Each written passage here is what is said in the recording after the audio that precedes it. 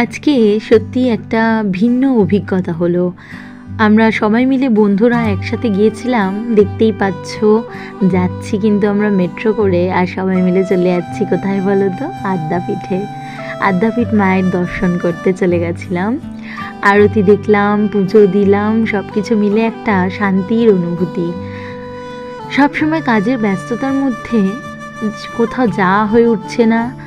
আর অনেক দিন ধরেই আমার বন্ধুরা বারবার বলে যাচ্ছিল, কিন্তু যেহেতু আজকে 1 তারিখ, তাই কাজটা একটু কম ছিল। সেই সুযোগে বন্ধুরাও অনেক দিন ধরে বলছে, অবশেষে আজকের দিনটাই আমরা ঠিক করে ফেলেছিলাম।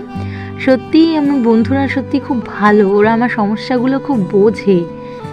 একসাথে অনেক দিন আনন্দ করছি তো, তাই জন্য সত্যি আমরা প্রত্যেকের প্রবলেমটা বুঝি। এই জিনিসটা খুব ভালো।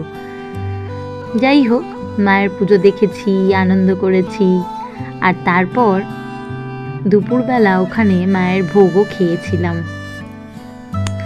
দেখো, পাতাও দিয়ে দিয়েছে। আর তারপর এখানে খাবারের মধ্যে যা যা ছিল সেগুলো হচ্ছে পোলাও, ভাত, খিচুড়ি, পাঁচমিশালি তরকারি, ডাল, চাটনি আর পায়েস, তার সাথে বেগুনিও ছিল।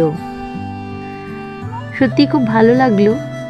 কিন্তু অনেক দিন আগেও খেয়েছিলাম এখানে আদ্যাপীঠে আমি খাবার।